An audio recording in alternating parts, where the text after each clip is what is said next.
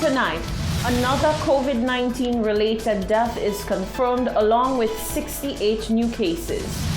The Prime Minister addresses the nation amid the COVID-19 surge, and Bordelais inmates take Facebook by storm, going live on the social media app from inside the prison.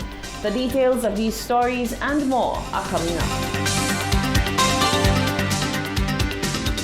This is the Hot 7 Nightly News with Lovely and Amy Burgess. Good night. It is Tuesday, the 2nd of February, 2021. Welcome to the Hot 7 TV Nightly News. I'm Lovely St. Amy Joseph. Thank you for joining us. The Ministry of Health and Wellness has announced the confirmation of 68 new cases of COVID-19, along with one COVID-19 related death. The announcement came on Tuesday by Chief Medical Officer Dr. Sharon Belmar-George. The positive results are derived from testing done on Sunday, the 31st of January, where 38 positives were confirmed, and on Monday, the 1st of February, where 30 positives were confirmed. This from a total of 900 COVID-19 samples processed by the Ezra Long Lab, of which 832 are negative. All of the cases are St. Lucia nationals who range in age from 7 to 75 years and are from Gros-Islet, Castries, Micoud, Babonneau, Ancillary, Vieux-Fort, and the Dennery districts. They were tested at various points of care and placed in quarantine by health practitioners while awaiting their COVID-19 test results. Arrangements are now being made for the placement of these individuals into isolation. Yesterday, Monday, February 1st, 2021, the Ministry of Health and Wellness received confirmation of its 16th COVID-19 related death. The individual is a 61-year-old male from the Castries district with multiple underlying illnesses. He had presented to a healthcare facility where he was tested for COVID-19. On Wednesday, January 20th, 2021, he was admitted at the respiratory hospital and passed away on February 1st, 2021. That was Chief Medical Officer Dr. Sharon Belmar-George. Now, the Ministry of Health also announced 79 recoveries, bringing the total number of active cases currently in country to 749. And overall, there have been 1,470 cases of COVID-19 in country. Prime Minister Allen Chastanet addressed the nation on Tuesday, the 2nd of February, 2021. The Prime Minister's update to the nation followed a consultative meeting with the National Emergency Management Advisory Committee, NEMAC, and various stakeholders. The Prime Minister detailed St. Lucia's national response to COVID-19, speaking on new and existing protocols. Our frontline workers, our schools, our private sector, and of late, our correctional facility. I want to assure all St. Lucians that the situation at Bordelais is being addressed by our local authorities. I want you to know I fully understand your concerns. I remind you of the promise I made at the very beginning of this pandemic. It was a promise that in all that we do as a government to fight this virus, the health and safety of you, the people, will always be our main focus or objective, and that will never be compromised. As our cabinet makes decisions in the best interest of citizens, we've always been guided by the Ministry of Health and have been working closely with the National Emergency Management Advisory Committee, otherwise known as NEMAC, and a wide range of stakeholders. Over the past 10 days, in order to reduce the spread of COVID-19, we've once again scaled back on activities. Our first wave of COVID-19 was a major test for us, and we succeeded in keeping these numbers down. In working together as a people, we were also able to manage the second wave of COVID-19 in October, November. And now, we're experiencing our third wave, as the month of January saw new COVID cases were 3 times that there were in December. The rapid increase in this short space of time has put additional strain on our health systems, as happened all over the world. The latest protocols I will announce today are an example of our commitment to ensuring we keep things under control and save lives. I ask St. Lucians to continue to work with us. our country will go back to a state of emergency effective Wednesday, the 3rd February 2021, for an initial period of 7 days. This will allow us to further restrict movement with a curfew from 7 p.m. to 5 a.m. effective Wednesday, the 3rd of February. The COVID-19 Act is being amended to reduce operation hours for businesses' operations to coincide with this curfew. Visitors to St. Lucia will now require a PCR test within 5 days of arrival rather than the 7 days. Supermarkets will remain open. Let me state again, supermarkets and pharmacies will remain open. So there's no need to panic buy. Essential services will also be allowed to operate. The full list will be published in the revised statutory instrument on www.covid19response.lc. We just brought you a snippet from the Prime Minister's national address. We will have more extensive reporting on the address in a subsequent newscast.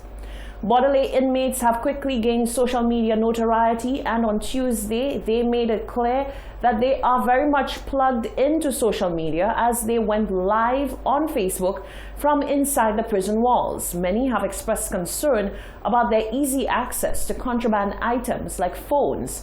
The director of the prison has informed that the matter is being investigated. He says the issue of inmates having contraband is a perennial problem at the prison. Watch how we live in Watch how we live in Watch how we have a prison. Watch how we washing our home. Ever we have to bathe. Wash our bathe. Yes.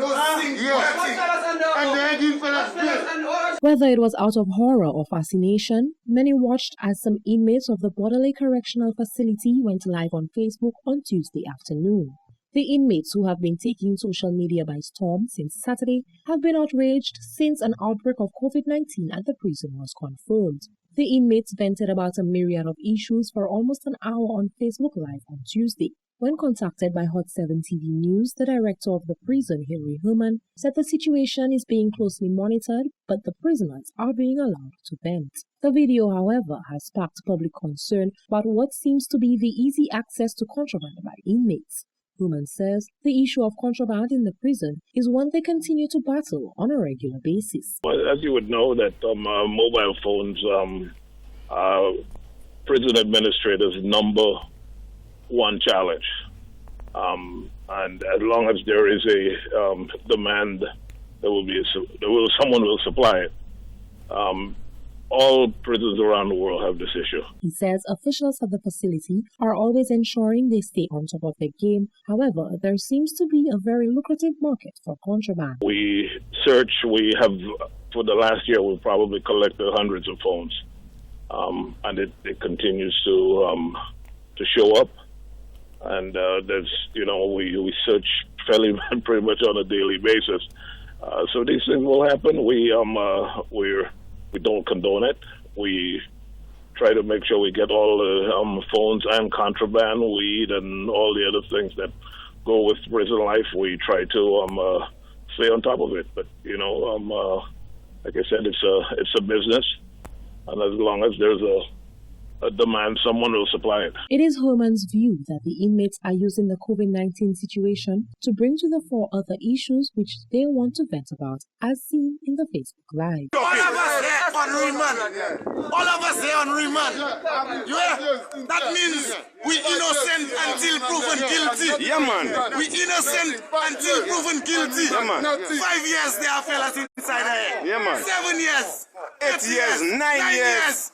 10 years. You want us to go and take it again? We want fair trial so we could prove our innocence. We have to beg you for that. We have to beg you for that and remand. Who does that?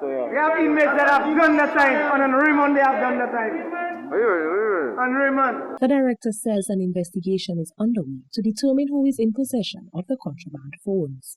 Reporting for Hot 7 News, I am Genevieve Gonzaga. Now, ahead of the Prime Minister's address to the nation, we took to the streets to hear from you what your expectations were. Yeah, well, actually, over the weekend I was waiting to hear some address from the Prime Minister. So even last night, I expect that with the numbers increasing, people are getting agitated, anxiety rising, that the PM will come out and address the nation. But I haven't heard anything yet, and I in my own layman's estimation, I'm expecting to have a partial shutdown of the country so that we can reassess where we are. But I really think that it's overdue for the Prime Minister to come forth and address the situation at this time. It's just trying to keep the country locked down for a while. But that's the only way they could be able to control that thing. Because if you keep it open, the country is getting worse and worse. People are getting sick, and you will not have place to put people. And I believe that should be done a while, you see, because right now we can't live with that COVID business. You have to find a way to cool it out. Yeah, you have to. Just expect him to put tougher measures in place because things are getting out of hand. We need to take that thing very serious. So I'm expecting him to just put tough measures in. He's telling us that he shut down shut down the border and shut down the whole country. From 6 to 6 is perfect right now, but the border house closed. But our problem is, we are expecting the Prime Minister to come and tell us on Sunday that he's going to close down the country. Sandals is opening tomorrow. So he waited for today for him to come and tell us that because Sandals, Halcyon and the talk is going to open tomorrow. So I'm expecting right now the borders will not be closed. I expect that the country should be open and close the border because the coronavirus is high. We are the vendors. We are the ones that are suffering. We're not making no money. We're just waiting for the Prime Minister to address the nation. What you will do for the vendors? But every day we're paying our ticket, $3 to sell. And we is the one be punishing. Well, probably something very constructive. I think he's going to prolong the curfew. I doubt very much there'll be a shutdown of the country because he said it before, you know. So just to kind of the curfew adjust it and the business places and so on, you know, almost everywhere is closed. Probably he might prolong this just a little longer as well, you know. So it's not anything to be surprised at, you know. So that's what I think he's going to do. Stay with us. Still to come. A man is dead following a construction accident at Bonte. A shop owner is fed up with the string of robberies that has left him with almost nothing. And the Pentecostal Church speaks out on crime, calling for everyone to do their part to arrest the crime situation.